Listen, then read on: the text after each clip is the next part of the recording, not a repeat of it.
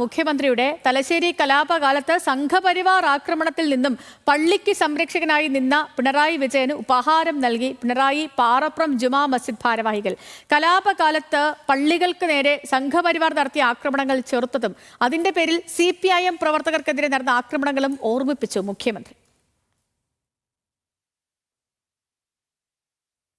പലയിടങ്ങളിൽ ആരാധനാലയങ്ങൾക്ക് മുന്നിൽ വളണ്ടിയർമാർ കാവൽ നിന്നു.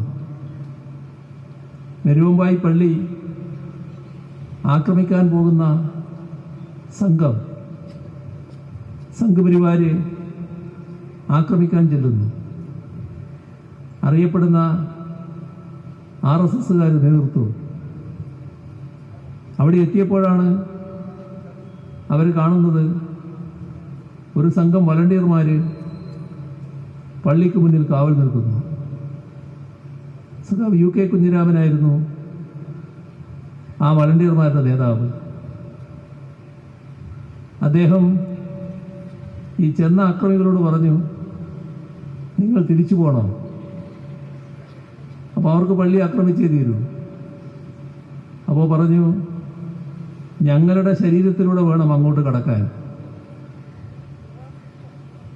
അത് അപ്പോൾ പ്രായോഗികമല്ല എന്ന് മനസ്സിലാക്കിയ സംഘപരിവാർ ടീം തിരിച്ചു പോകേണ്ടി വന്നു.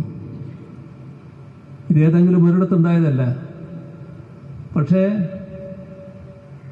രാത്രി മുഴുവൻ അവിടെ കാവൽ നിന്ന ആ ടീം, അതിൻ്റെ നേതാവ് UK കുഞ്ഞിരാമൻ തൻ്റെ വീട്ടിലേക്ക് രാവിലെ പോവുകയാണ്. പോകേണ്ട വഴി അവർക്കറിയാം. വഴിയിൽ നിർവേലിയിൽ ഈ സംഘം കാത്തിരുന്നു.